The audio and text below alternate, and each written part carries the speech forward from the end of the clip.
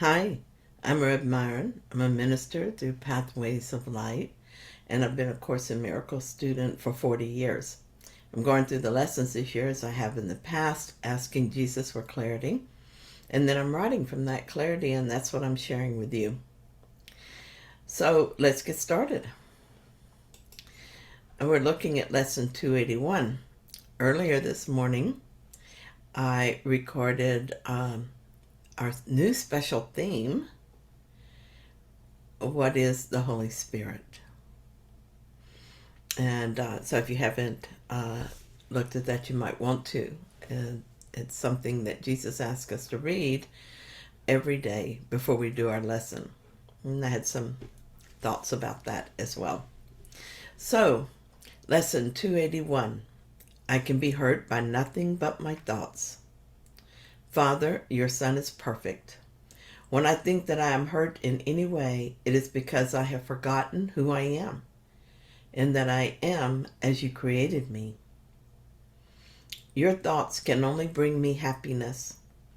If ever I'm sad or hurt or ill, I have forgotten what you think and put my little meaningless ideas in place of where your thoughts belong and where they are.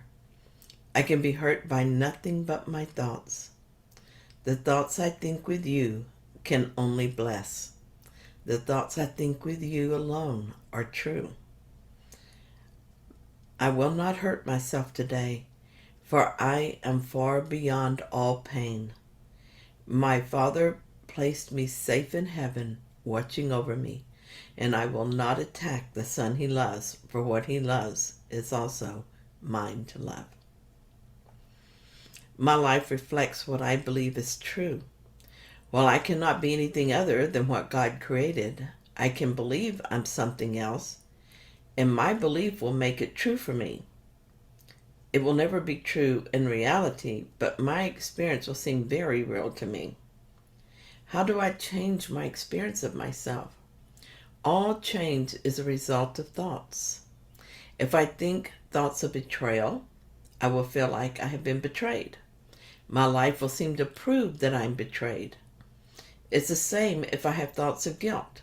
My life will reflect that belief, and it will seem as if I'm guilty and that I am surrounded by those who seem to be guilty.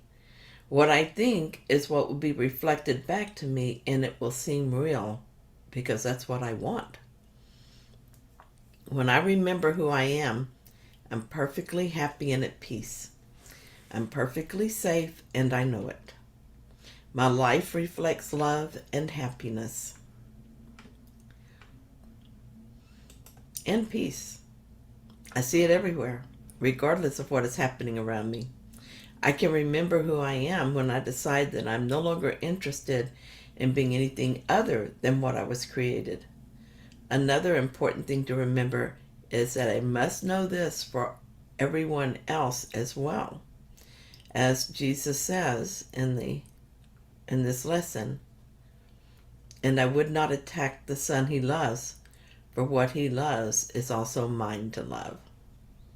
So I want to love my brothers. It is easy to make that decision, but to mean it is a different thing. To mean it, I must give up all thoughts that are not in alignment with God. I must relinquish judgment and grievances.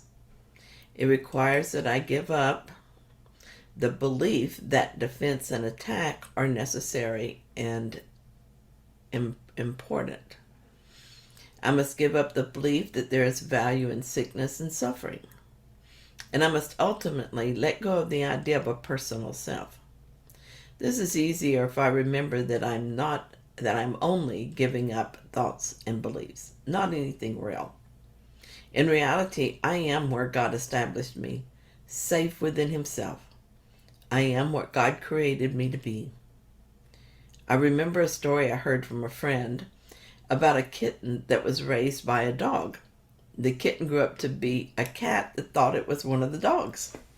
It was funny to watch, but its confusion in no way made the cat into a dog.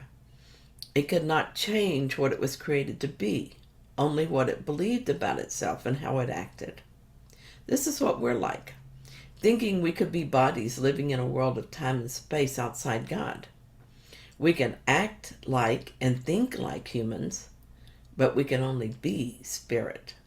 We can only be divine and eternal beings. I guess we're pretty amusing to watch too from the outside, though it doesn't feel like that from within the story.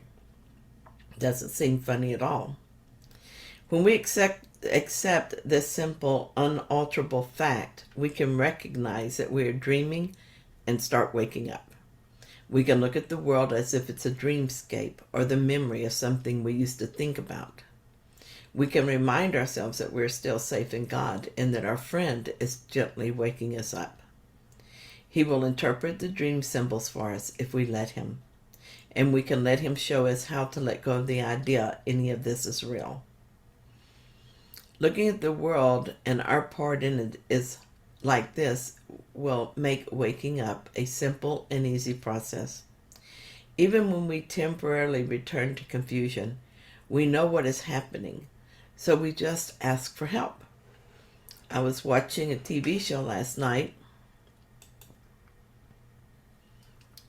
in which someone was in the emergency room badly hurt. She had been unconscious, and when she opened her eyes, she was first afraid and confused. The doctors and nurses asked her simple questions and explained what happened to her and where she was. They gently reassured her that she was safe now and that they were taking care of her. I thought how much like my awakening this is. My life was a train wreck, and I felt very much like a victim of that wreck. I seemed to be awakening from a long coma in which I dreamed a strange dream. The Holy Spirit comforted me and interpreted what was going on. I was given A Course in Miracles and teachers to help me acclimate to my real life. It was all confusing, and it felt at first like everything was being turned upside down. But after a while, I realized I was actually seeing things right for the first time. And I became grateful for the care and guidance of my friend. Now I look at the symbols in the world as helpful guideposts to let me know when I get off track, so I can make different choices rather than upsetting and frightening, rather than seeing everything as upsetting and frightening happenings. This makes the process simpler and easier. I know that only the truth is true, and I am so happy that the outcome is inevitable. For that, I'm very grateful. This lesson is one I'm certain of. I live by this. I no longer think that something outside me is the cause of my distress. It might seem like it is, but I know better. I always go within to see what thoughts I need to heal to return to peace. What healing in this case means to me is that I recognize that my thoughts are hurting me and are not true, and that I want the thoughts of God instead. The thoughts of God are not words, though my mind might give them words. As I sit here writing, I feel love welling up in me. I feel like I'm not alone. I feel gratitude so deep it makes me cry. These are the thoughts of God as I experience them. I can feel like this all day if I don't choose to give my attention to the ego thoughts that invariably come into my mind. That is, if I don't hurt myself today with these thoughts. Thank you so much for joining me in this lesson. And if you found it helpful, please like it. And if you haven't subscribed yet, well, please consider doing so. And thanks to everyone who joins me here daily for these lessons. I love that we support each other as we join in doing them. And I'll see you tomorrow with another lesson.